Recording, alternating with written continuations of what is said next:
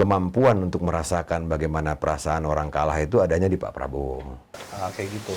Cuma ini kayaknya awalnya gara-gara live TikTok. Live TikTok. Pak Anies live TikTok, dan di live TikTok itu seperti keluar unsur-unsur kebapaan gitu. Ya, instrumennya pop culture atau pop art itu apa aja sih? Ya tadi dibilang ada musik, ada makanan, ada wardrobe, ada lain-lain yang memang sifatnya bisa diproduksi secara masif. Itu wataknya.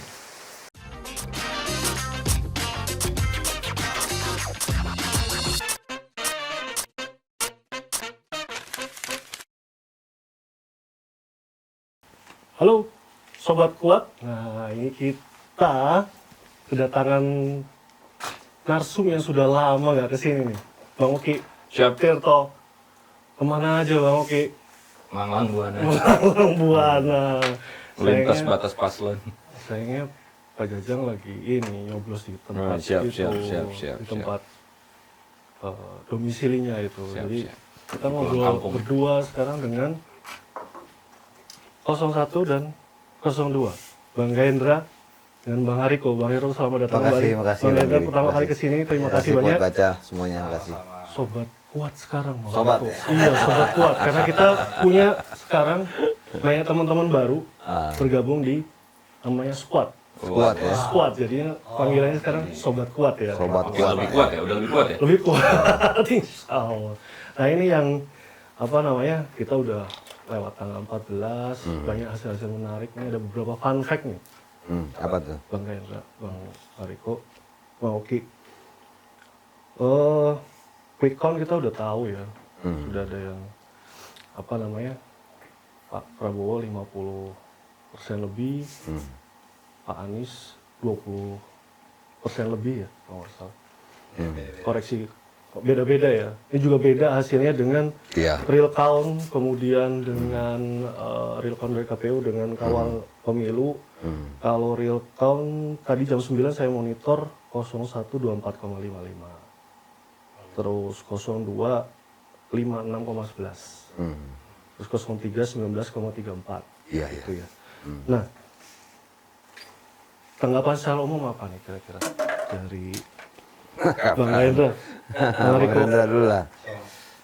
dari Bang Gahendra dulu. Oh ya. Oke. Kalau kita So far, ya so far memuaskan? sih, ya sebenarnya kita masih optimis sih. Masih oke. Karena kan data realnya yang masuk juga baru berapa terakhir tadi sebelum kesini 8,9% apa yang masuk. Iya. Jadi sebenarnya ini kalau main basket juga ini first quarter juga belum selesai. 10% juga belum lah ya. 10% juga belum. Jadi ya insya Allah kita masih optimis, masih kita kawal terus lah. Iya. Ini juga belum masuk beberapa persen dari TPS ya. Masih banyak belum masuk. Bang Hariko, so far gimana ini? Baru Ya, yang Bang Geri, Bang Oki, Bang Rendra, teman-teman Kuat Baca, saya makasih nih udah diundang di sini. Intinya yang pertama kita terima kasih dulu kan. Makasih sekali ke seluruh masyarakat lah semuanya, netizen, mak-mak, bapak, ibu-ibu yang sudah mencoblos Prabowo Gibran gitu. Dan kesabarannya terutama ya. Karena memang kita ini yang paling banyak diserang sama kampanye hitam, dan alhamdulillah masyarakat sabar dan hasilnya sama-sama kita lihat gitu. Saya rasa semuanya pernah mengalami hal yang seperti ini.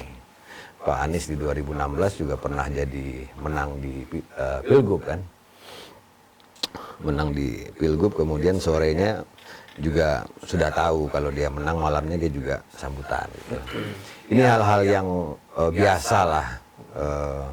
Bukan baru, sudah 20 tahun terakhir ya kita bergaul dengan lembaga survei ini. Saya dulu pernah di Carta Politika juga, walaupun sebentar ya. Artinya kita cukup memahami lah exit poll, kemudian quick count, kemudian masuk kepada jumlah suara nanti gitu loh. Memang ini ibaratnya kalau kita berempat punya lembaga survei gitu kan. Mas Geri punya, Mas Rendra punya, saya punya, kemudian Mas Oki punya. Kita berempat ini secara pribadi ini sebagai warga negara bebas untuk mau ngomong apa aja gitu loh. Misalnya Mas Oki dia punya lembaga survei, oh saya dukung Prabowo, gak ada masalah sebagai warga negara gitu Ambil loh. misal yang baik. Iya. Tetapi Kalau lembaga itu nggak bisa main-main. Misalnya Mas Oki ini punya lembaga namanya, sebut aja lah SMRC gitu kan. SMRC, lembaga-lembaga ini nggak bisa dia asal-asalan gitu loh. Sebab kalau dia asal-asalan membuat quick count itu 5 tahun berikutnya dia nggak mungkin akan kerjasama dengan KPU lagi. Makanya tidak ada lembaga itu yang main-main dengan ini gitu. Dan ini sudah terbukti di 2014, di 2019, di ratusan pilkada lah. Itu sudah hal yang biasa gitu. Kan ada juga yang bilang, oh ini quick count-nya sudah segini, kemudian nanti yang bawahnya menyesuaikan. Enggak seperti itu gitu loh. Pak Ganjar juga pernah menang di Pilgub Jateng. Artinya orang-orang ini sebetulnya sudah memahami cara kerjanya. Cuma kita kan berempati aja gitu. Berempati maksudnya kita tidak mau terlalu bilang A, B, C, D gitu loh. Karena kemampuan untuk merasakan bagaimana perasaan orang kalah itu adanya di Pak Prabowo. Ya kan? Pak Prabowo ini kan pernah kalah dalam 2 kali pilpres. Artinya beliau memahami lah gimana rasanya kalah, gimana rasanya ujian kesabaran, ujian keikhlasan, bagaimana menenangkan pendukung gitu kan. Makanya sejak awal kan Pak Prabowo sudah menyampaikan, kalau saya jadi presiden, Pak Anies, Pak Ganjar, saya pastikan akan saya ajak untuk bersama-sama membangun bangsa ini gitu loh. Karena ini jaraknya sebetulnya sejak awal itu sudah terlalu jauh. Bukan dekat ini. Kalau 2014 itu jaraknya tuh 6%, 4%, ketat sekali gitu loh. Dengar lu, Pak Giri diajak. Dan kalau saya udah makin kalau di kalau jarak sampai 15% itu kalau dalam pertarungan sedangkan waktunya masih tinggal seminggu lagi gitu loh. Itu sudah bisa dilihat sebetulnya dari sisi itu. Tapi kami tidak ada masalah. Semalam itu juga bukan pidato kemenangan ya. Tapi judulnya itu Bang. Itu poster dari relawan. Nah, jadi kalau yang resmi dari TKN Prabowo Gibran itu judulnya mengawal suara masyarakat.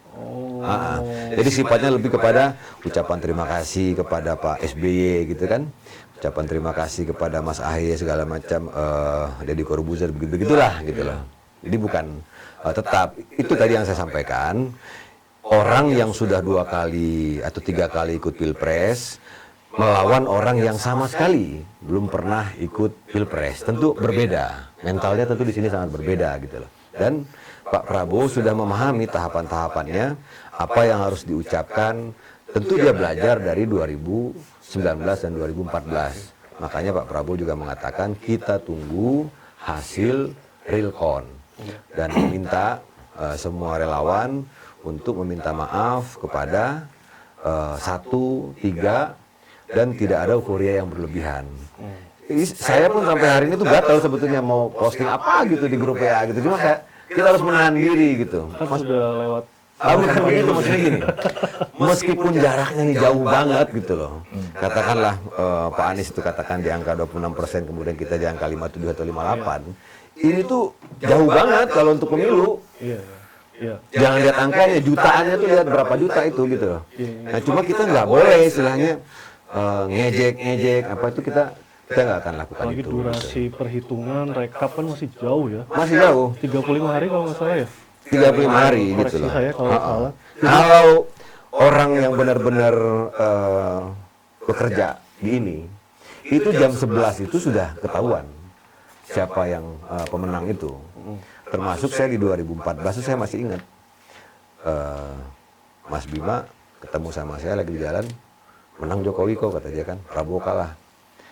Artinya gampang sebetulnya mengetahui itu gitu. Tidak perlu harus kita menunggu harus 35 hari, 40 hari karena enumeratornya itu kan ada di semua di seluruh Indonesia. Tinggal masukin datanya segala Periode macam, ya. gitu. Periode yang sebenarnya kalau bisa lebih cepat sih lebih bisa diumumkan. Kalau nggak salah terakhir 20 Maret ya. 20 Maret terakhir masa rekap dan perhitungan gitu. Nah, kalau dari 01 masih panjang nih waktunya. Terutama dari relawan. Ya sama-sama kita tunggu hasil itu. Iya. Real Makanya count, ya. ada ini enggak? Selama masa perhitungan ini ada yang mau dilakukan? Kita pun udah memprediksi pasti di awal ini Prabowo akan leading ya. Tapi kan kita kan sekarang ini berbicara bukan hanya jarak yang jauh dari 02 dan 01, tapi lebih ke putaran duanya gimana gitu kan. Jadi kita memang tidak di awal ini tidak berusaha untuk ya di atas 02 suaranya, karena memang di quick count rada jauh, tapi gimana caranya untuk nyampe putaran keduanya gitu loh. Karena dan skema ini kan sebetulnya dan skema ini kan sebetulnya sudah pernah ada di Pilkada DKI, dan Pak Anies sudah pernah mengalami ini kan, skema-skema 2 putaran ini. Jadi sekali lagi kita tetap optimis untuk ke putaran kedua. Kalau untuk ngejar suara 02 di putaran ini ya kayaknya nggak realistis. Tapi gimana ke putaran keduanya ini? Kita sih gitu aja. Dan ya kawal terus lah. Karena suara masih banyak yang belum masuk kan. Belum masuk ya. Dan juga kita masih banyak koreksi-koreksi juga lah gimana di sistem KPU-nya kan. Karena banyak banget hasil di TPS dan penginputan datanya masih banyak yang salah ya. Jadi kita sekalian juga ngecek-ngecek itulah. Iya. Benar itu. Kemarin sore ya, KPU, Ketua KPU menyampaikan ada sekitar 668 TPS berpotensi untuk dilakukan perhitungan ulang. Mana bang? Mana bang? Data. Data, oke. Iya, Sambil data, betul sekali. Terus tadi kita juga dapat rilis ya dari Bawaslu. Ya. Ada sekitar 13 jenis 13 jenis masalah dalam saat pemungutan suara.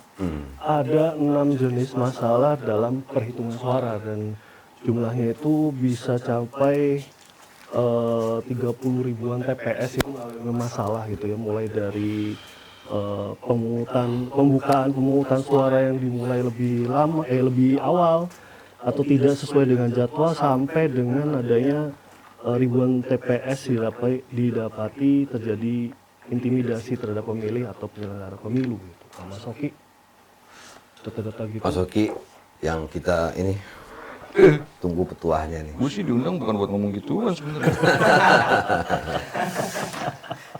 Mas tadi lu ngundang yang bubble apa sih? Jadi Oh, ini. kalau permasalahan itu kan harusnya menjawab Bawaslu. Iya sih. Harusnya menjawab Bawaslu. Dan itu soal administratif sebetulnya. Oh, ada implikasinya? Iya, pasti ada implikasinya.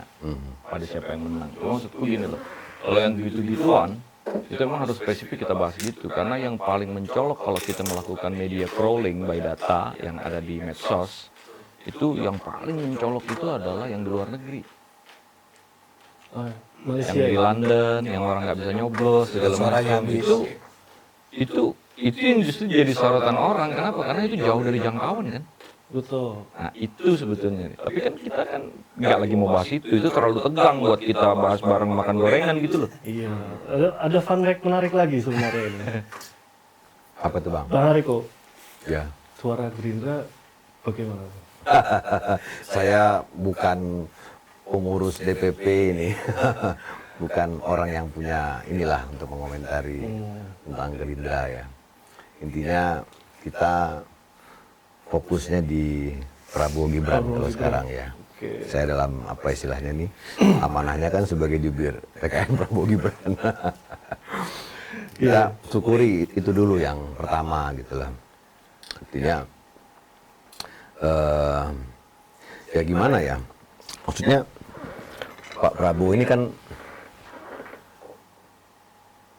orang yang sudah memenangkan ribuan orang menjadi wali kota, bupati, gubernur, anggota DPRD dan lain sebagainya gitu. Dan kita merasa pantaslah beliau sekarang menjadi presiden karena latar belakangnya sudah banyak menyukseskan orang gitu loh. Itu aja yang kita lihat gitu loh. Dan sejauh ini memang kita lihat yang menjadi kita senang juga, semalam juga diapresiasi oleh Pak Prabowo. Dengan 276 juta penduduk Indonesia ini, 80.000 desa, 514 kota kabupaten, termasuk ajaib lah negara kita ini ya, tidak ada kerusuhan, tidak ada pertengkaran di lapangan gitu loh. Kemudian tidak ada euforia yang berlebihan dan semuanya bisa berjalan dengan damai, tenang. Tentu ini bukan hanya kontribusi dari satu kelompok masyarakat, ini juga kontribusi dari teman-teman di 01, di 03, teman-teman Kuat Baca juga, semua media. Sekarang kan media-media kayak Kuat Baca ini kan udah sama kayak TV aja kan Bang. Maksudnya meskipun satu ruangan seperti ini kan jangkauannya kan sudah Media alternatif. iya kan sudah sama dengan TV-TV yang bersandar dengan Undang-Undang 32 penyiaran itu. Ya semuanya sekarang ini menarik lah, ada kontribusi dari podcast, ada kontribusi dari ini apa segala macam gitu loh. Sehingga saya nyari-nyari berita benturan antar pendukung itu relatif susah ya, termasuk hoax juga ya, hoax juga agak menghilang ya di Twitter dan segala macam. Dan untuk pertama kalinya juga di TikTok ini juga banyak berkontribusi gitu loh. Ya, Mungkin WA kali ya yang belum bisa kita, karena sangat privat ya, tidak bisa kita awasi ya. Mungkin di situ Dia bukan sebagai peneliti, lagi sebagai politisi. Justru sebetulnya dari saya menangkap sebenarnya yang ditanya Mas Giri itu gini, kan capresnya Prabowo, betul. pendiri Gerindra, simbolnya Gerindra. leadershipnya Gerindra nih kan ada di beliau ya, ownership dan lain-lain. Nah, kenapa kemudian itu tidak memberikan domino effect kepada partai seoptimal yang diharapkan? Nah, kenapa kemudian Golkar justru lebih berapa sekarang? Kalau Golkar berapa? apa namanya 13. itu yang saya tangkap dari pertanyaan itu tuh tadi tuh. Nah, justru kalau Bang Riko tadi bilang ya Pak Prabowo menjadikan banyak orang dan itu semakin memperkuat pertanyaan Mas Giri sebetulnya. Nah, saya terus terang belum lihat angkanya berapa tuh. Kita cek ya. 13%. Kalau yang Golkar itu 13,7, kalau Oke. Gerindra itu 13, di bawahnya yang Golkar. oh, oke. Itu maksudnya yang Nomor satu? PDIP. Oh, jadi ya bagus lah PDP, bagus. Nah, bagus. jadi yang ditanya teman-teman itu sebenarnya kenapa kemudian pencapresan Prabowo kemudian impactnya justru malah dapatnya ke Golkar kan gitu, bukan ke Gerindra. Itu aja sebetulnya, sederhana itu. Ya mungkin masyarakat Tapi udah menjadi apresiasi politisi lah. jawabnya. Kalau ada Indra Piliang tuh. Saya belum bisa jawab itu. Oke. Tapi itu menang partai lah ya. Artinya, Keanehan juga ada di kubunya Pak Anies juga ya. Tadi kita sempat ngobrol-ngobrol di Aceh ya. Pak Aniesnya lumayan dominan, tapi partai-partai pendukungnya katanya nggak dapat ini Kalau suara-suara. Nasdem berapa sekarang Nasdem? Mungkin karena di Aceh ada partai lokal juga kan? Itu Ada partai lokal tuh. Ada. iya. Itu kan instrumen juga yang mesti dihitung. Gimana? Makanya tadi kan yang kita obrolin ya kayak Iya. kalau emang Pak Prabowo menang kenapa Gerindra nggak bukan jadi partai pemenang dan lain sebagainya kan. Ya makanya kita tetap konsisten lah di 01 kalau tunggulah nanti real count-nya. Kalau selesai. Tunggu dulu aja. Iya dengan Karena banyak keanehan. Enggak attach ke Nasdem. Bukan ke Giri. Ya. Ke Giri ormas Nasdem. Ormas. Dulu yang ikut Bareng Budiman. Bareng Budiman. Ya mungkin kalau kita lihat akan lebih ngefek ke PKS mungkin kalau suara Anies Oh gitu. gitu. Kenapa itu Bang kira-kira? Ya gimana ya? Ya gitulah pokoknya. Kayaknya akan ngefeknya ke Lebih PKS. efeknya ke PKS. Jadi yang mendapatkan keuntungan PKS. Semua mendapatkan keuntungan. Cuma kayaknya PKB karena ada opresnya, Caimin ya. ya kan, dan juga ke PKS gitu. Tapi ya kita lihat nanti lah. Nah kalau Kita masih tunggu nanti aja. kalau di baik lagi tadi lumayan menarik sih di Aceh ya. Nah, kalau Caimin itu sesuai Caimin paslon 01 lumayan dapat tinggi, PKB-nya juga dapat tinggi.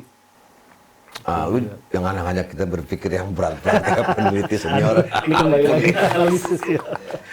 Ya udah, habis ini kita ngobrolin yang santai-santai. deh. santai. Santai-santai gitu. Nah, Gitu.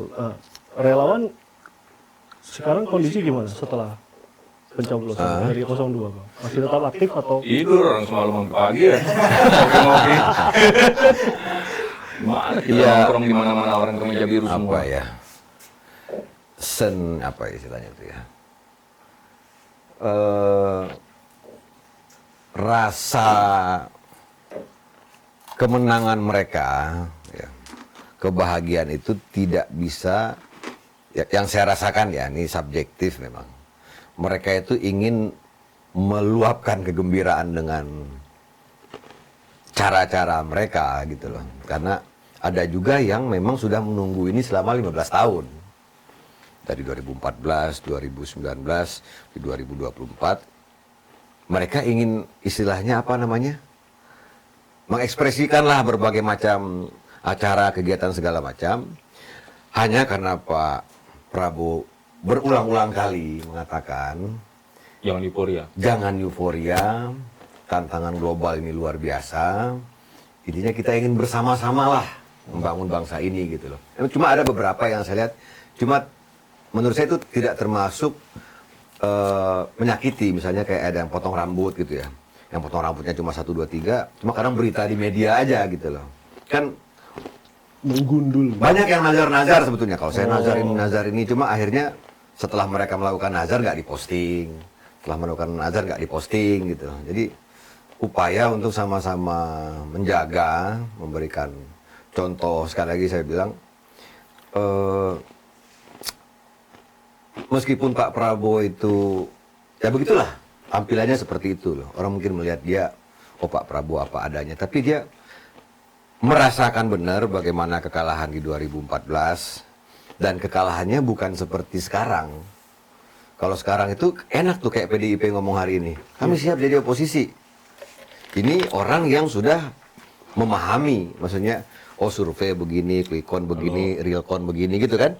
Kalau PDI sebelum pemilu udah siap jadi. Udah siap. Kalau 2014 itu tipis banget. Tipis, ya. Ya kan? Udah seakan-akan udah di depan mata. Nah, sabar. Apalagi 2019. 2019 masih bisa bertahan di angka 46, hampir 47. Ini sebetulnya statement Gitu loh. tebal, cuma disampaikan tipis-tipis. Hanya sesama peneliti yang paham. Tadi Pak Prabowo itu intinya dia nggak mau, intinya nggak mau melukai perasaan orang, ya kan? Jadi dia tuh pernah cerita, dia bilang, Pak, kenapa Bapak masih mau terima Anies yang dulu berseberangan dengan Bapak, gitu kan? Ini dari mulutnya Anies, bukan dari mulutnya Prabowo. Prabowo ngomong, Anies nggak salah, Prabowo yang salah. Karena Prabowo lupa menegur Anies. Gitu Pak. Bahasa dia itulah. Itu yang cerita dari mulutnya Anies. Bukan dari mulutnya Prabowo. Ini Prabowo itu maksudnya pemaaf. Dan berani meminta maaf gitu loh. Meskipun usianya udah lebih senior ya. Kita lihat tadi debat Pilpres itu ya. Bud, maaf ya Bud. Dulu gua ngejar-ngejar lu katanya kan. Soalnya itu perintah katanya. Maksudnya dia tuh ya begitulah gitu loh. Nah, apa adanya. Dan saya pikir kalau melihat pernyataan-pernyataan sebelum Pilpres ya, Pak Mahfud terutama, Pak Caimin, Yeni Wahid, Pak Anies, semua, intinya semuanya hormat lah dengan beliau ini. Beliau ini intinya titik temu lah, tidak terlalu ke kanan, tidak terlalu ke kiri, dan yang paling penting dia punya hubungan yang baik dengan Pak SBY, Pak Jokowi, dan beberapa tokoh-tokoh senior sehingga kita bisa lebih adem lah gitu. Kalau bahasa M. Hairun Najib itu kan, kalau Ganjar ini terlalu nanti bisa ribut, kalau Anies yang jadi bisa ribut, makanya ya udahlah terserah kalian lah mau pilih siapa, tapi dia nggak langsung menyebut nama Prabowo gitu loh. Artinya titik temu lah, the middle way lah kira-kira bapak ini gitu loh. Oke. Nah ini ada apa namanya, kita ada rasa penasaran nih gitu. Suaranya Anies lumayan lebih tinggi daripada suaranya Ganjar. Kita baru nulis tulisan menarik ya, Sobat gitu? Kuat ya, Oh, tentang K-pofication nih. apa itu? K-pofication. Nah, penulisnya ada di sini. Oh, abang. Kipofication ya. K-pofication. Jadi Kesimpulannya apa? Tokoh yang sebenarnya bukan orang K-pop, bukan idol K-pop, tapi diperlakukan sebagai K-pop gitu. Dan kebetulan Anies Baswedan lah kemarin yang digituin ya. Iya. Bahasanya digituin. Digituin. Di dapat treatment ditokohkan tokoh seperti K-pop. itu, ditokohkan seperti Iya. itu. Nah, Bang Reza mengamati nggak fenomena Iya, ini? mengamati dan Sejauh mana? sama-sama kaget juga seperti teman-teman yang lain ya. Oke. Kita kaget juga tiba-tiba kayak gitu. Cuma ini kayaknya awalnya gara-gara live TikTok. Pak Anies live TikTok, dan di live TikTok itu seperti keluar unsur-unsur kebapaan gitu ya. Kayak nggak tahu cara matiin live TikToknya, terus nggak tahu keranjang As a itu human apa. As a human. Dan sebagai bapak-bapak gitu yang nggak terlalu ngerti gitu ya tentang TikTok. Iya. Nah, karena itu mulai rame potongan-potongannya di Twitter, dan orang-orang tuh ngeliatnya kayak bapak online, abah online kan bahasanya, abah online. Nah setelah itu muncul Anies Bubble yang mana isinya diramaikan oleh K-pop lovers lah Iya. gitu, dan jadi rame banget. Dan K-pop itu ternyata memang solid ya di seluruh dunia gitu ya. Karena kita juga pernah baca ternyata di Chili juga pernah ada hal iya. serupa yang terjadi. Betul. Dan berhasil jadi presiden akhirnya kan. Kalau saya Presiden Boric ya. Boric ya. Nah, dan makanya kita sangat kaget dan terkejut juga. Kayak mereka juga sampai crowdfunding sendiri Iya.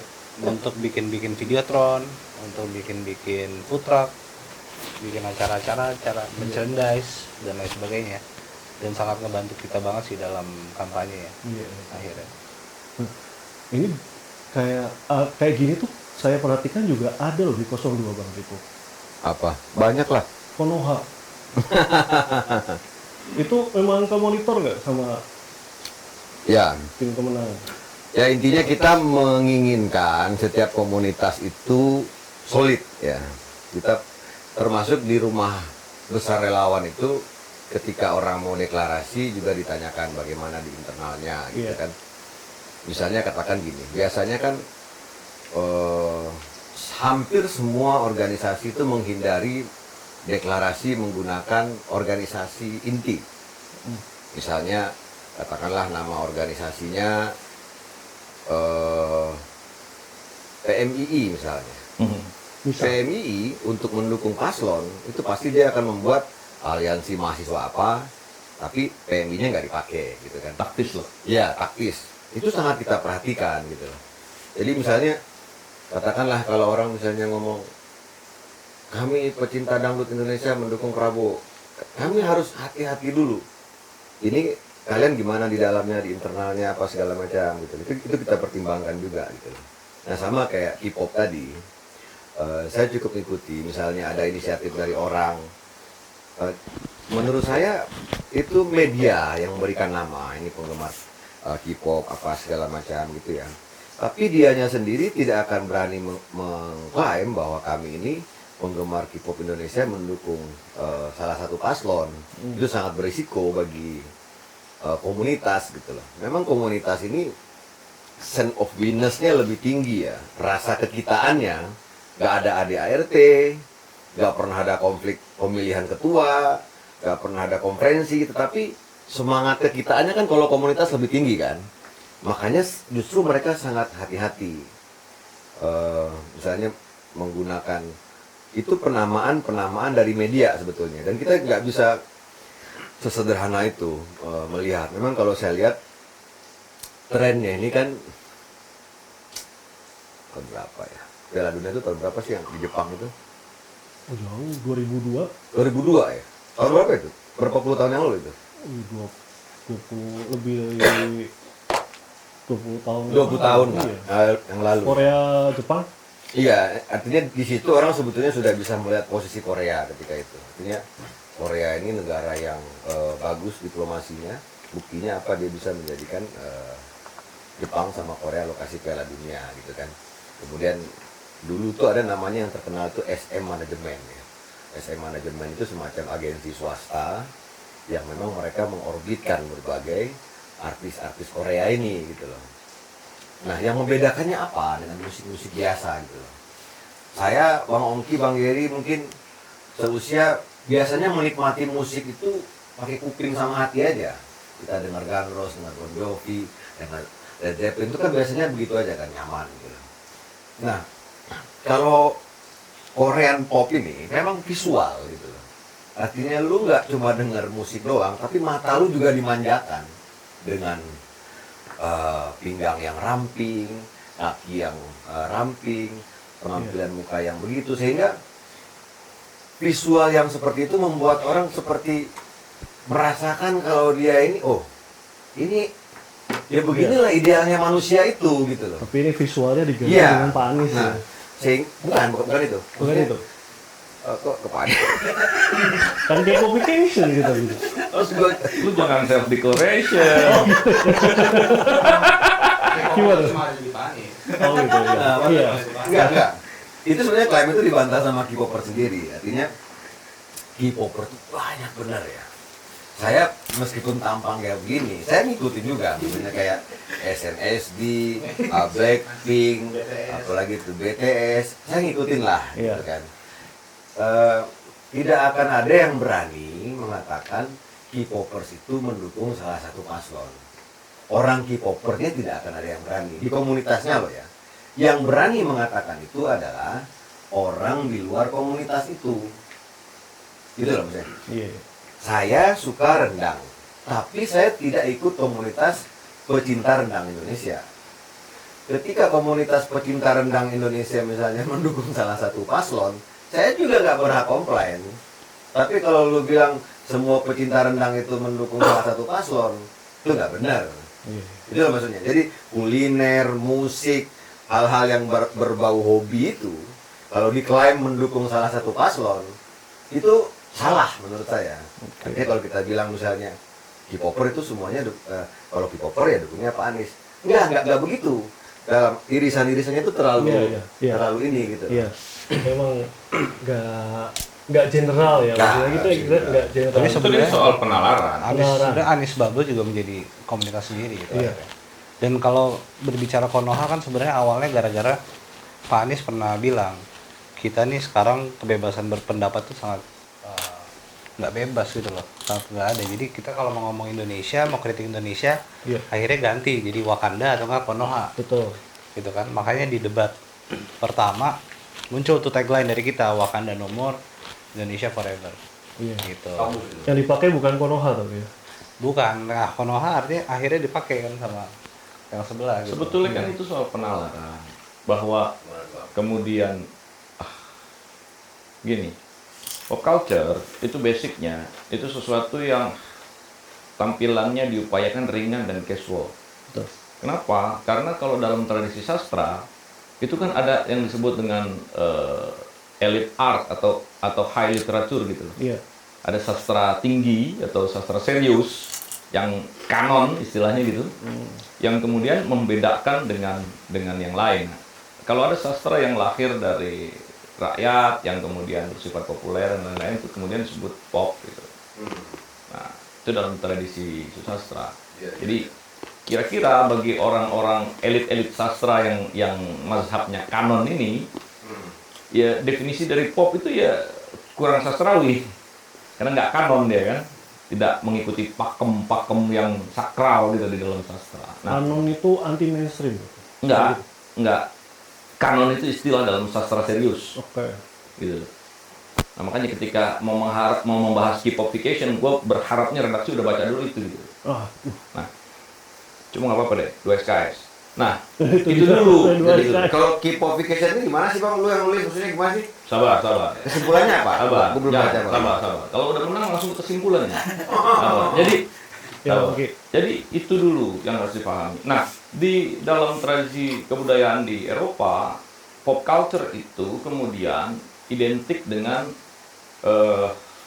kalau di seni rupa itu gerakan penolakan yang diusung oleh Andy Warhol misalnya, yang kemudian menolak bahwa karya sastra itu atau seni rupa itu, lukisan, patung dan lain-lain itu harus bersifat sacred gitu, harus bersifat kanon, ada di dalam galeri, diperlakukan dengan protokol dan lain. Enggak, dia bilang. Dia bikin karya berbentuk poster.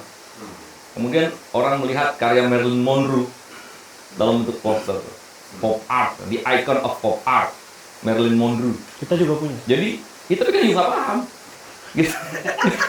Kayak saya jelasin dulu, biar paham. Oke. Itu. Nah terus itu soalnya. Nah ketika kemudian Marilyn Monroe dijadikan icon daripada pop art, belakangan Che Guevara juga dijadiin icon pop art. Mao Zedong juga dijadiin icon pop art. Jadi ini udah beyond ideology. Ini beyond ideology. Belum masuk gua karena gua belum jadi status. Ini beyond ideology gitu loh. Gitu. Kenapa? Orang berpikir, oh, karena kan waktu itu ada ketegangan ideologis kan. Ada masa karya sastra ini, waktu kemudian kan perang ideologi ini juga kan membawa ini ke ideologi kanan, ideologi dan lain-lain. Kemudian pop art lahir, meskipun ada tuduhan-tuduhan pop art ini lebih pro kepada kapitalisme dan lain-lain. Karena sebetulnya nantinya watak daripada pop culture itu dia pasti industrial. Karena melawan yang disakralkan itu dia harus produksi masif. Misalnya gini, dulu lukisannya Picasso kan hanya satu nih yang jenis tertentu. Itu yang punya Mas Gary saja, dan Mas Gary harus punya akses untuk memiliki itu. You harus Eksklusif. iya dong, kan Iya. duit segala macam bagian dari kelas sosial tertentu. Itu yang dilawan sama pop art. Enggak, ya tak kayak posternya gitu loh, secara masif. Itu yang kemudian akhirnya menjadi pertempuran gagasan lah di kalangan seniman. Nah, ini yang kemudian bergeser gitu loh. Kalau di masa Frankfurt itu ada kajian tentang culture and industry itu. Jadi titik temunya itu. Nah, produksi yang masif ini yang kemudian menjadi akhirnya orang ya instrumennya pop culture atau pop art itu apa aja sih? Ya tadi dibilang ada musik, ada makanan, ada wardrobe, ada lain-lain yang memang sifatnya bisa diproduksi secara masif. Itu wataknya. Sehingga kemudian ikon daripada pop culture itu bukan hanya itu saja, tapi juga kemudian bergeser. Dulu ada Marilyn Monroe, sekarang ada BTS. Kemudian di kuliner ada McD. Dulu di minuman ada Coca-Cola, gitu loh. Nah, kemudian ketika berkoalisi nih antara nggak ada kosong-kosongan ya, antara McD dengan BTS, McD bikin khusus. Ingat nggak? Ya. Ada menu kolaborasi yang kemudian Gojek dan Grab ngantri. Antri ya. Itu menjadi fenomena luar biasa kan pada waktu itu. Nah, Lu pinter banget bang. itu gitu. Keren. Enggak, barusan belajar sama Gundra di depan. Jadi Keren, itu keren. gitu. Ya. Nah, ini yang kemudian karena watak dari pop culture adalah sesuatu yang bersifat masif. Ya, masif dia. Nah, inilah instrumen yang dipakai sebagai instrumen komunikasi politik. Jadi logik daripada advertising itulah yang dipakai gitu. Dan orang akan berjarak kalau sosok Prabowo yang ditampilkan misalnya yang pakai baret merah. Siapa nih kan, serem nih kan gitu kan. Dibikinlah ikon Gemoy. Jadi sebetulnya logik dari pop culture itu bukan hanya ada di paslon tertentu. Soalnya 01 tadi kan? Iya. Enggak, di 02 itu justru lebih masif di jalanan. Gitu. Gibran main dengan Naruto-nya. Sebelum dia maju juga waktu dia wali kota Solo, kalau dilihat sosmednya tuh ada Naruto kadang, ada apa, ada gitu. Jadi dia bermain dengan logik itu. Jangan-jangan dia konsultannya Gibran. Wah. Ini tadi menarik nih dari Mas Sofi nih. Jadi sweet pop culture tadi kalau dilihat ke politik Indonesia itu ternyata tidak hanya bisa dilihat dari K-popification terhadap Anies Baswedan. 02 juga ada pop culture juga ya yang embed di situ ya. Tapi kan ini masa pemilu, semua terkait dengan politik gitu. Nah, bagaimanapun juga pertanyaannya, seberapa signifikan nih terhadap perolehan capaian politiknya, terhadap suaranya gitu. Mas Hendra, rasanya gimana? K-popification ini berasa banget nggak untuk perolehan suara Pak Anies? Memang kalau kita berbicara pop culture pasti paling banyak di 02. Karena apa? Karena yang ada terjadi di 01 ini itu bukan bikinan dari kita, bukan bikinan dari tim kita. Tapi kita hanya menerima apa yang dibuat oleh relawan-relawan gitu. Dan kita ya nggak mengglorifikasikan itu. Jadi karena apa? Karena kita mau berkampanye yang di luar gimmick-gimmick seperti itulah. Kita pengen yang kita buat itu lebih ke dialog, lebih ke kampanye-kampanye kreatif yang substansial, Seperti halnya kita bikin Desak Anies, kita bikin Stopet Imin, kita bikin Locker Room Timnas, dan mana hal-hal itu juga datang dari relawan. Awalnya dari anak-anak muda dari Ubah Bareng yang mana isinya Gen Z, namun dibesarkan oleh tim akhirnya. Karena apa? Karena bisa menjadi program yang nempel sama Pak Anies nih tiap ke kota. Tiap kemana-mana tuh kita akhirnya nempel dengan Pak Anies, dan kita bisa bikin acara-acara Desak Anies di tiap kota, dan juga hal yang serupa terjadi di bus ini gitu. Nah kalau misalnya berbicara seberapa signifikannya dari K-Popification itu, kalau secara elektoral ya pasti kita susah lah untuk punya datanya ya, tapi itu menjadi hal yang sangat-sangat booming gitu. Kita pernah lihat lah survei dari Drone Emprit gitu ya. Ternyata Anies Bubble itu sama Gemoy itu, Anies Bubble tuh masih lebih tinggi dibicarakan ya di sosial media dan di media online gitu, terutama di Twitter ya. Dan itu pastinya ya karena dengan keberadaan Anies Bubble ini menjadikan kampanye Amin yang dinilai sangat intelektual atau sangat tinggi gitu ya, kadang-kadang bahasanya dan lain sebagainya, bisa lebih smooth, bisa lebih soft untuk swing voters, untuk undecided voters, yang akhirnya bisa lebih banyak diterima oleh banyak orang. Seperti mereka bikin desain-desain baju, merchandise yang sangat-sangat menarik warnanya, gambar-gambarnya juga, dan juga mereka membuat website. Ada haveanisday.com websitenya, itu mereka yang buat, dan banyak banget isinya info-info yang desainnya menarik, jadi akan menjadi lebih menarik. Dan ya itu mereka sangat menambahkan warna, tapi hal-hal itu datangnya organik, benar-benar dari pendukung, dan tidak kita tidak kita besar-besarkan lah di tim sebagai kita pengen menjaga itu menjadi gerakan yang organik saja gitu sih. Kita nggak mau ngatur-ngatur mereka. Iya. Oke. Nah, kalau Pak Prabowo masih Pak Prabowo apa adanya, tapi yang Mas Gibran ini yang lebih sering membawa pop culture dalam kampanyenya gitu. Gibran lahir Apa? Gibran lahir tahun berapa? Gibran ini 36 sekarang. Oh, berarti angkatan itu milenial. Indonesia milenial.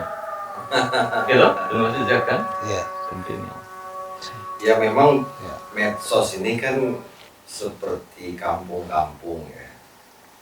Saya kenal Mas Ismail itu 2010 lah. Itu dia pertama bikin Grass News itu.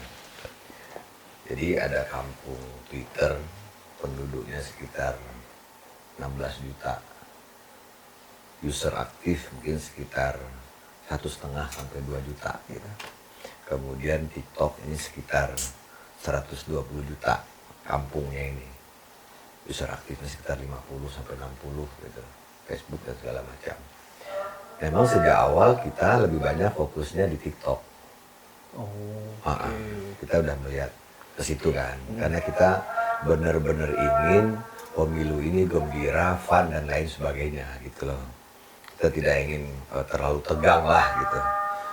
Makanya kemarin ketika ada yang bilang, oh itu sentimennya negatif Pak Prabowo di medsos mana dulu? Di Twitter iya, di TikTok enggak. Karena beda ini apa namanya? Logiknya beda. Iya, kita buka Twitter itu kan teks-teks semua tuh agak pusing kali. Tapi kalau daya tahan buka TikTok tuh agak lebih lama karena ada musik-musiknya itu kan, tang ting tung dijir gitu, lebih lama gitu. Nah, memang kita banyak bermain di situ karena one video, one message itu lebih efektif ketimbang terlalu banyak message dalam satu konten kan. Kan kalau di TikTok itu ya, yang disebut dengan viral itu macam-macam. Nah justru kita yang viral itu bukan video yang pertama kali, tapi sound. Sound itu suaranya doang. Jadi orang pakai suara ini dengan gaya-gaya masing-masing lah gitu. Apa suara yang paling viral waktu itu? yaitu kalimatnya Prabowo. Sebetulnya ini inspirasinya dari Tiongkok, pepatah Tiongkok lah yang apa namanya, 1000 teman terlalu sedikit, satu musuh terlalu banyak. Nah, kalau bahasa Bung Tomonya, perbanyak kawan, kurangi lawan. Itu relate banget sama anak-anak di medsos dan cocok nih buat pemilu nih kalimat ini nih gitu kan. Yang saya heran tuh, loh kok anak-anak pelajar satu angkatan dukung Prabowo, kemudian mereka menggunakan sound itu sebagai spirit mereka dalam berkawan gitu loh, nggak nyari musuh gitu loh. 1000 teman, bahkan ada yang bikin kaosnya. Itu yang viral. Nah, yang disebut dengan viral di Twitter itu ya trending gitu loh. Trending itu bisa pakai menggunakan banyak akun, robot dan lain sebagainya. Dan memang sejak 2012 sejak Pilgub DKI itu, Twitter itu adalah tempat sarangnya Mas Oki dan teman-temannya, maksudnya orang oposisi gitu loh. Sejak dulu itu berkumpulnya teman-teman yang mengkritik pemerintah itu di situ. Tahu saya Mas Oki itu sekarang di IG. Jadi tidak mungkin kalau misalnya kita ini dipersepsikan sebagai incumbent, misalnya kita akan memenangi Twitter, karena semua aktivis sosial itu memang lebih nyaman di posting di Twitter. Lu bayangin deh misalnya orang kayak hari ada Rajis tiba-tiba main TikTok mengkritik, sih agak dia butuh effort sedikit gitu loh. Tapi Agus Jabo punya TikTok. Jago, ya kan? Kalau aktivis 98 atau 2019 itu lebih nyaman. Twitter ya. Tinggal ngetik beberapa paragraf, lu udah menjadi ini kritik. Makanya isinya Budiman, Mariam. Iya. Gitu. Tapi kan kalau di TikTok, lu nulis caption, tapi lu juga harus masukin satu konten. Kalau di Twitter, teks saja bisa, tanpa harus memposting video, tanpa harus memposting gambar. Nah, itulah makanya sering kita katakan, bahkan ada yang sampai ekstrim mengatakan ini seperti ombak dalam gelas gitu loh. Artinya seperti berputar-putar di situ saja gitu loh. Nah, kalau sampai ke bawah nih, khususnya sampai ke tukang beca, petani, sopir truk, yang apa sama Mase itu ya, apa namanya? Yang viral dulu itu. Siap Mase, oke. Dikasih informasi. Apa? Dikasih informasi. Informasi. Nah, gitu-gitu di TikTok. Ya, sopir truk atau apa gitu-gitu tuh justru penggunanya tuh sampai berbagai lapisan gitu loh. Agak jarang misalnya kawan-kawan kita misalnya supir antar kota tiba-tiba dia pakai Twitter itu kurang itu. Oke. Oh, udah benar nih. Kita sebenarnya tidak terlalu mempersoalkan mau viral apapun lah gitu, karena ya muter-muter di situ aja kalau kita perhatiin kalau yang di Twitter itu gitu loh. Oke. Makanya banyak banget yang meme-nya apa? Meme-nya Naruto dengan apa namanya? Film-film apa lagu-lagu Itu pembuka orang daerah loh, di itu TikTok. bukan anak Jakarta, bukan anak Bandung, bukan anak Surabaya yang bikin Oke Gas itu. Anak Timur. Iya, anak Timur. Iya. Maksudnya awalnya menurut saya tuh lagunya biasa-biasa aja, cuma awalnya kan Tidak ditujukan gini. Enggak, udah ada sebelumnya. Di sinilah hebatnya kameramen. Jadi lagu itu lagu biasa, begitu ada konser, pas banget video klipnya itu oke gas begitu, tiba-tiba diikuti Mambadu atau iya. Siapa tuh yang ada apa dengan cinta itu? Aduh, saya lupa lagi. Dulu kamu siapa? Bintang film ada apa dengan cinta itu yang Oh, cewek yang Dian Sastro. yang namanya Dian Sastro, siapa namanya? Ada Adinia Wirasti. Satu lagi itu. Lemang. Satu lagi siapa lagi? Ti- Titi siapa? eh, Titi Kamal ya? Titik Bukan Kamal. Titik Kamal. Lama-lama kok jadi Sony suka. Nah, itu lebih mudah cara kampanyenya. Dan kebetulan pas sama nomor urut. Pas banget. Jadi modelnya cukup posting satu konten, lu masukin kalimat sedikit, jadi deh itu konten gitu loh. Misalnya lu lagi naik motor, lagi jalan, videoin aja, kasih tag sedikit, masuk tuh pesan. Di data kami, pembicaraan tentang makan siang, program makan siang gratis untuk pelajar dan santri itu pernah mencapai 40% percakapannya di TikTok. Ya. Kalau di semua media sosial, 18%. Artinya TikTok, IG, Facebook, segala macam gitu kan. Tapi saya nggak yakin kalau Facebook itu membuka full akses untuk bisa disedot gitu kan. Kan tidak semua media membuka diri. Bahkan dalam situasi yang paling berbahaya, COVID misalnya nih, COVID itu kan Twitter tuh membuka diri, lu akses apa aja percakapan warga gua, kata yang punya Twitter kan, untuk memudahkan pemerintah mendapatkan data sebetulnya apa sih yang dibicarain. Facebook pun masih belum bisa terbuka ketika misalnya pemerintah pengen tahu apa aja sih yang dicakapin warga Facebook tentang ini. Paling Facebook itu cuma membantu kita waktu COVID, kalau ada hoax dia luruskan gitu. Artinya relatif sebetulnya selama Pilpres ini yang berperan itu 3.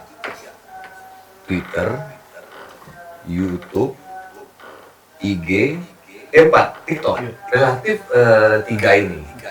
Nah, kalau di Facebooknya itu bukan Facebook dalam artian Facebook feed-nya, tetapi ketersambungan antara real IG dengan real Facebook. Jadi kita punya 2 keuntungan kalau kita posting di real Facebook, view-nya di sini 30.000, di sana biasanya separohnya. Misalnya ada kalimat video Anda telah ditonton 10.000 di Facebook. Nah, ini begitu dia. Ada ketersambungan. Nah, kita mainkan di video itu. Ini ada hal menarik dari Bang Ira sama Bang Hariko nih. Jadi mungkin bisa nggak saya bilang dari 2 informasi ini ya, ternyata pop culture itu setidaknya membuat orang-orang masyarakat setidaknya kepo untuk hal-hal gagasan yang terkesan akademis, terkesan kebijakan publik yang mungkin sulit dibaca atau malah males dibaca sama masyarakat. Bisa bilang seperti itu nggak? Enggak. Karena masyarakat nggak mau tahu tentang kebijakan. Kan Pilpres itu kan sesuatu yang orang nggak peduliin tuh tentang kebijakan tuh secara umum ya, kecuali yang middle up ya, yang memang mereka peduli dengan kajian. Dan makanya ketika teman-teman bilang K-popification ini lebih ke Anies, gue mikir tuh, gue mau cukur rambut tuh, pikir keras gue rontok kan. Udah enggak, karena menurut gue yang lebih pop art itu 02, yang lebih pop culture itu 02. Kenapa? Anies itu image-nya, ya kan kebetulan kita kenal ya beberapa relawan, ada yang di Ganjar, ada yang di 02, ada yang di Anies. Anies itu lebih mencitrakan bahwa dia datang membawa gagasan, gitu loh. Dia datang dengan keseriusan, dengan diskursus, sehingga makanya pola-pola kampanye kan diskusi, kan? Ya, diskusi. Yang honestly speaking sebetulnya itu lebih cocok kalau buat nyalon rektor di kampus gitu loh, atau menjadi itu cocok.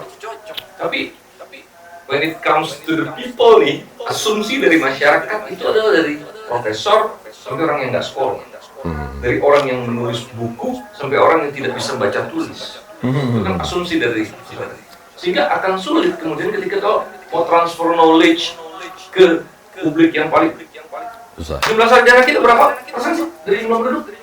Nggak sampai 20. Iya kan? Sedikit sekali. Kemarin dipaparkan itu kan, angka-angka masyarakat terdidik dan lain-lain, yang S3, S2, S1 segala macam. Loh, kita lulusan SMP-nya aja mayoritas kan gitu ya di demografi rakyat Indonesia. Mayoritas lulusannya kan nggak sampai lulusan SMA, artinya nggak sampai lulusan SMP misalnya.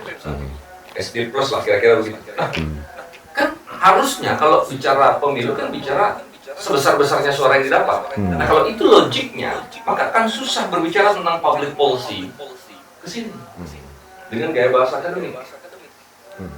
Makanya kan gerilyanya dari kampus ke kampus, dari apa komunitas-komunitas terdidik yang satu, komunitas terdidik yang lain, teman-teman misal Anies ya kan, teman-teman yang bikin acara segala macam itu kan itu. Yang memang bisa diskusi kalau di situ. Tapi bagaimana mungkin misalnya dengan orang yang tidak terdidik dan di bawah yang sebetulnya jumlah mereka adalah mayoritas. Kita bicara misalnya tentang policy formulation, intended effect, unintended effect. Kalau seandainya ini begini, bukan nanti akan begini, ini begini dengan APBN kita. Apaan sih kata mama? Wah nanti APBN. Meskipun bahasanya di Gue milih Anies enaknya mukanya dilihat orang baik. Kira-kira begitu loh logiknya. iya. Kenapa? Kita kan berinteraksi sama mereka hari-hari. Kita mau tahu dong, ibu pilih siapa? Oh, saya si Anies. Baik, Anies ya, gini. Iya. There is nothing to do, dia lulusan Illinois, apa dia PhD di ekonomi politik, apa dia pakar di public policy, orang nggak tahu. Sama kayak Mukanya obrolan enak dilihat. kita sehari-hari bang. Gitu kan kita kalau ketemu orang udah makan belum? Jadi yang ringan, justru message yang ringan itu yang kemudian lebih kena.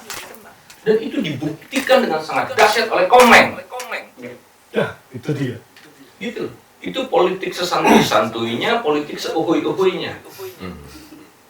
Foto sebeda-bedanya. Itu teknik. Iya. Kenapa?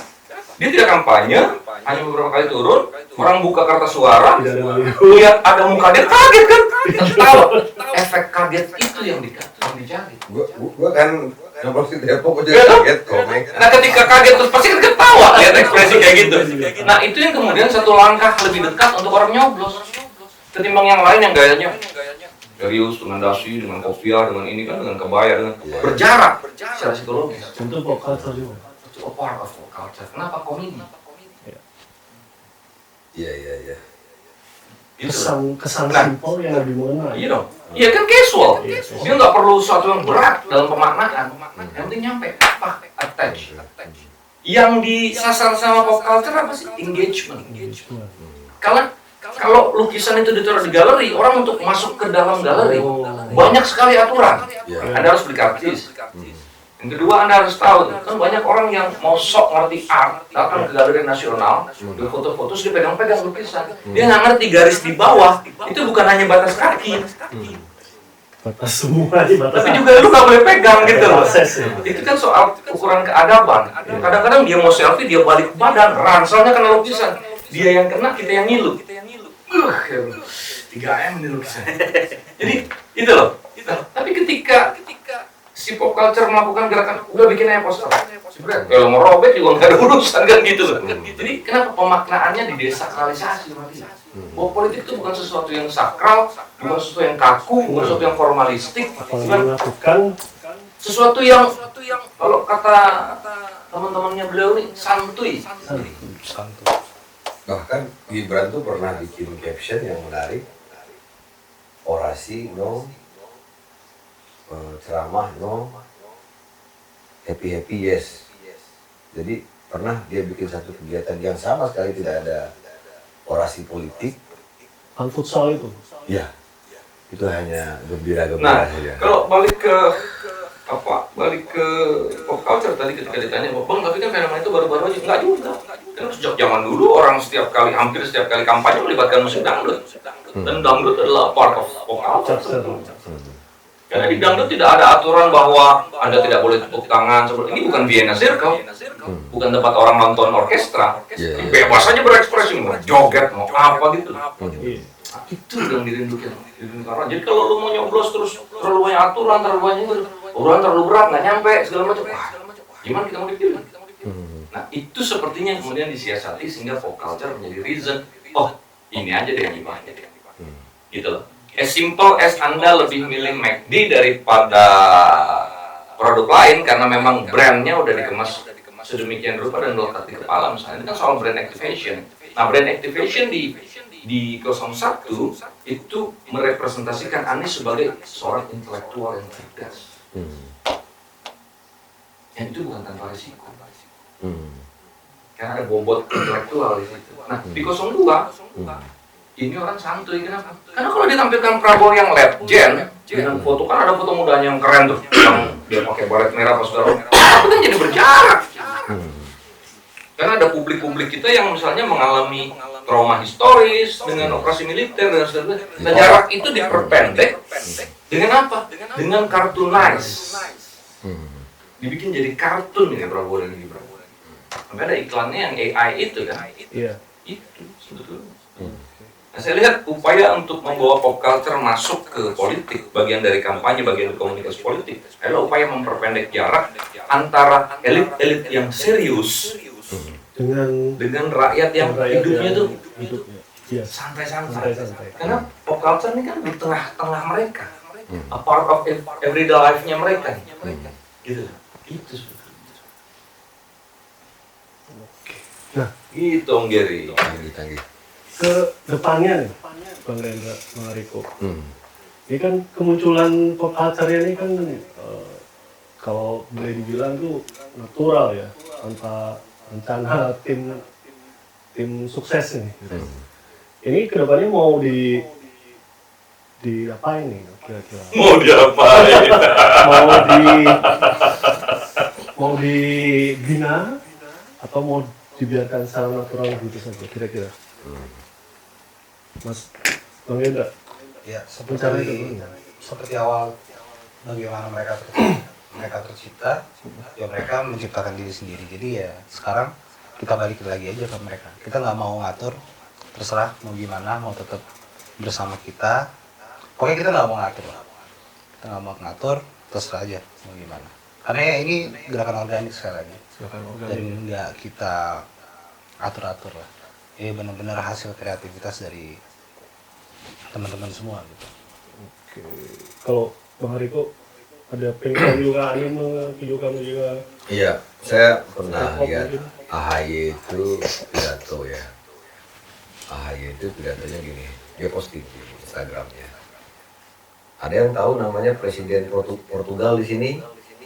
Gitu. Jadi AHY nanya sama peserta, ada yang tahu namanya Presiden Portugal gak yang tahu? Tanya lagi sama AHY. Ada yang kenal sama Cristiano Ronaldo? Kenal. Gitu. Jadi AHY itu pengen ngasih tahu bahwa politisi itu hanya dikenal di komunitas dia, di negara dia. Tidak banyak yang dikenal luas. Kalau kamu ingin dikenal luas ya ada bisa menjadi pemain bola, bisa menjadi musisi, atau orang-orang yang bergerak di dunia penelitian, hiburan dan lain sebagainya. Gitu.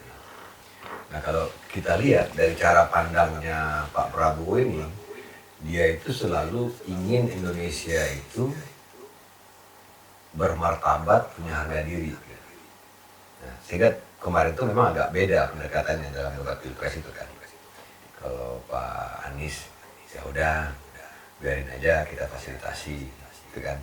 Kalau teman-teman kreatif gitu ya. Kalau Pak Prabowo pendekatannya pasti kemarin dia sampaikan kita support. Kalau perlu kita yang terdepan memperjuangkan, gitu kan. Artinya gini, bukan berarti negara mengintervensi komunitas-komunitas seni ini enggak. Tapi memang perlu dipikirkan. Karena memang di 2010 memang terjadi peningkatan penerbangan dari Jakarta ke apa namanya bandara di Korea itu? Seoul. Ya, karena demam SNSD ketika itu kan, K-pop kan.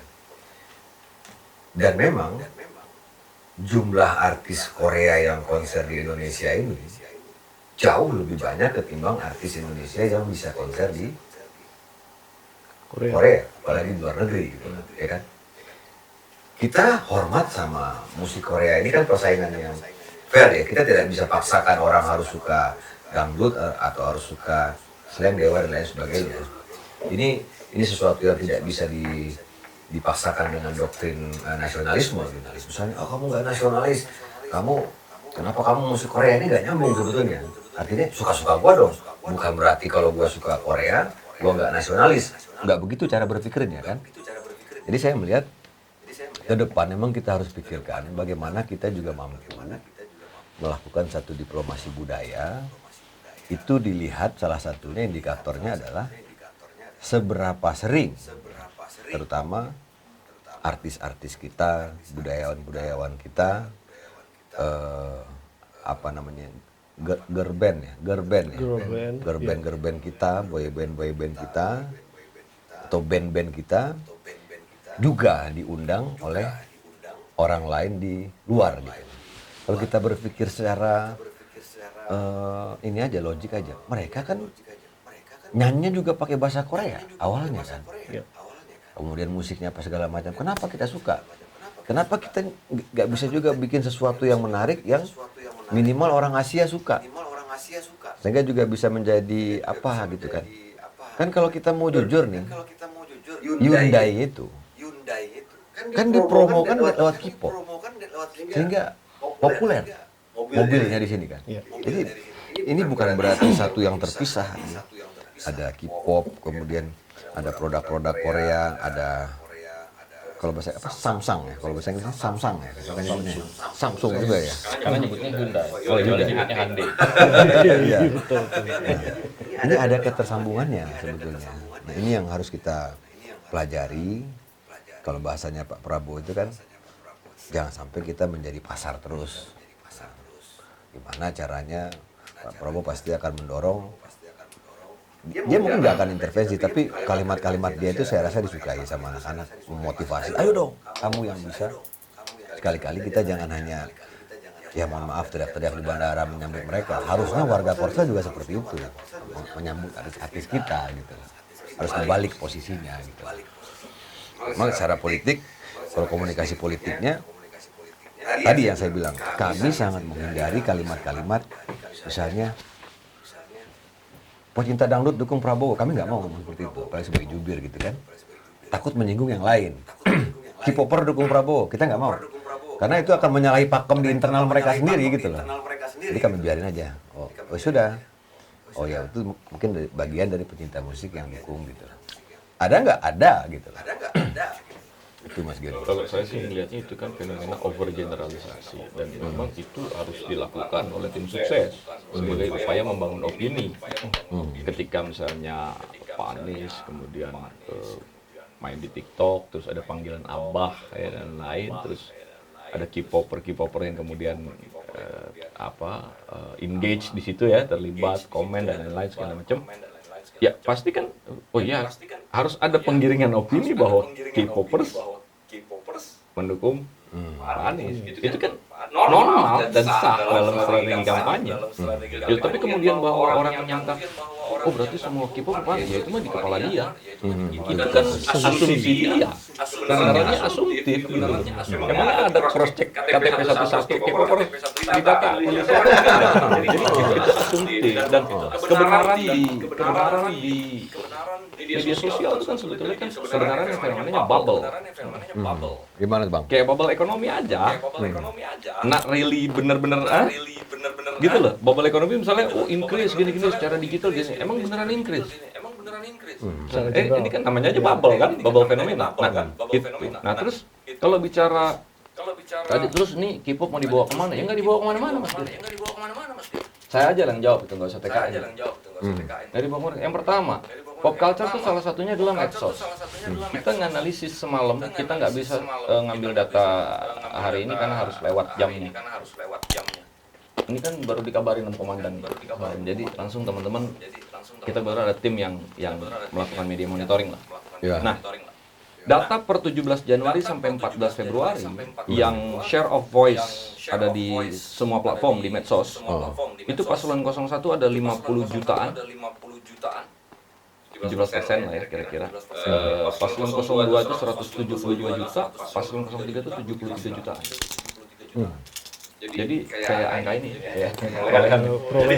Iya, 01 itu 17%, 02 58%, 03 12%. Itu dari 297.284.207 yang kita ambil datanya. Jadi Akun media sosial. iya datanya kita. Jadi share of voice yang terkait dengan tiga tokoh ini. Di luar sentimennya ya. Kalau di sentimennya ada di data yang lain. Ada misalnya Prabowo lebih unggul di Facebook, Anies misalnya lebih unggul di Twitter, kan?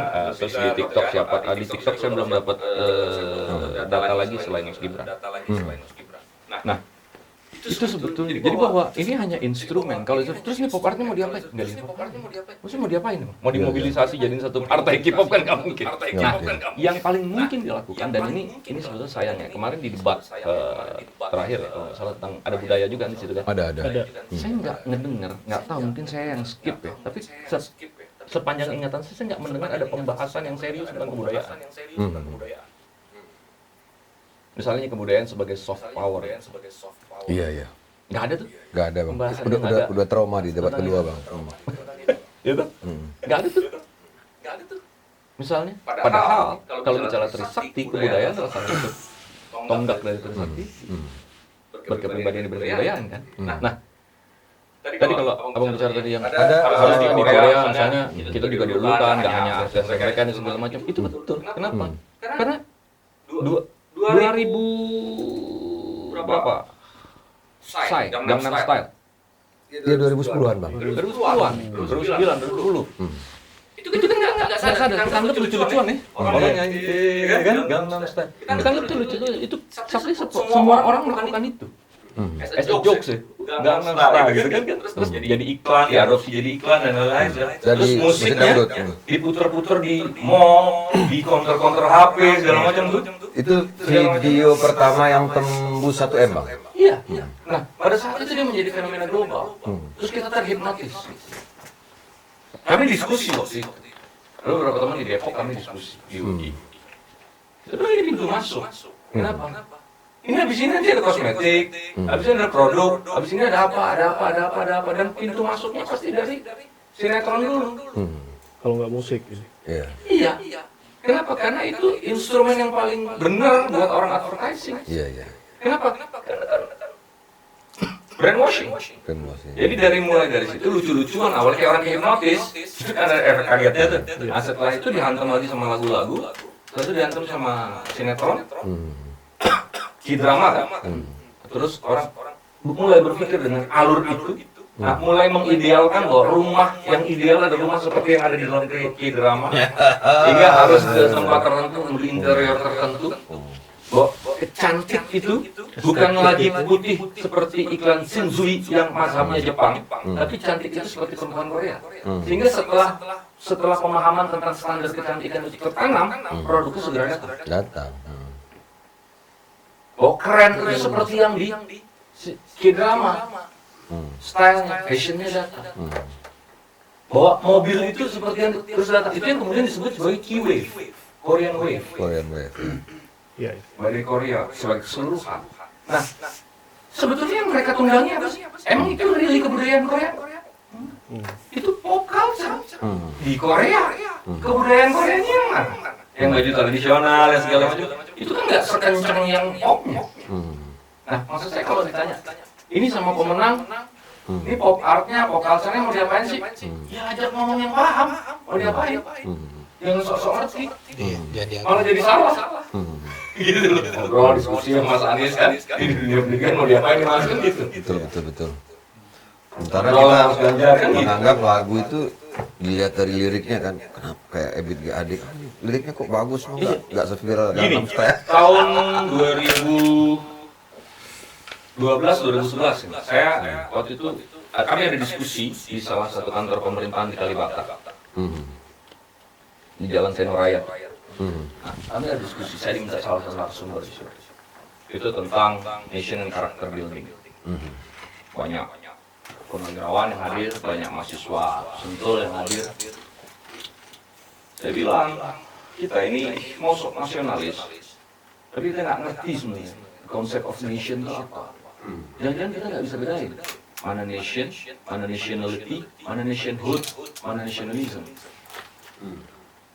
Jadi, jangan terlalu pagi menyalahkan anak-anak muda kita yang ke Jepang-Jepangan, atau ke Korea-Koreaan, atau ke Barat-Baratan. Jangan-jangan mereka nggak pernah diajarin caranya di Indonesia-Indonesiaan. Ngerti nggak caranya di Indonesia-Indonesia? Enggak. Kenapa? Taunya ke Jawa-Jawaan, ke Sunda-Sundaan. Kenapa?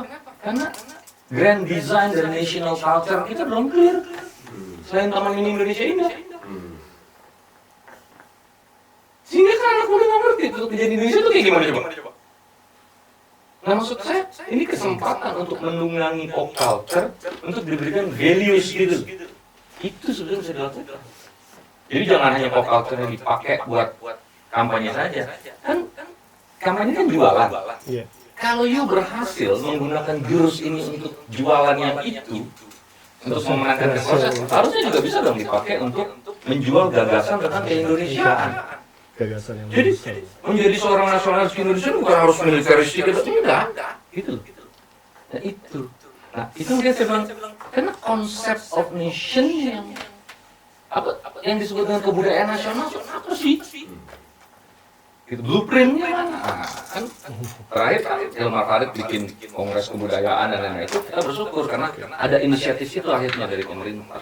Kita punya dirjen yang oke lah, baik, punya visi gitu. Mudah-mudahan dirjen ini terima besok. Karena visinya keren. Visinya keren dan kita perlu orang-orang gitu. Itu. Menarik. Karena nggak ngerti loh anak muda, dia ngertinya Indonesia ya Bangkon, itu bukan Indonesia, itu part of Indonesia, tapi Jawa, itu soal ethnicity, gitu. Kira-kira kesimpulannya gimana? Kalau paslon nomor 2 bisa menggunakan pop culture untuk Memenangkan pemilu, harusnya bisa juga untuk memenangkan hal yang lebih Indonesia di dunia dalam nah, pertarungan ini kan. itu Menarik. menarik. kata Indra kalau menang. Iya. Oke. Siap. Apa lagi? Sampai ketemu lagi kalau begitu. Makasih. Saya akan kembali dengan fun fact berikutnya untuk didiskusikan. Oh. Tapi saat ini untuk hari ini sampai di sini dulu. Terima kasih. Terima kasih. Makasih banyak, Suara Jubir. Sampai ketemu lagi. Jangan lupa subscribe, komen, dan like video ini dan dukung kuatbaca.com seterusnya. Terima kasih. Assalamualaikum warahmatullahi wabarakatuh. Waalaikumsalam. Terima kasih.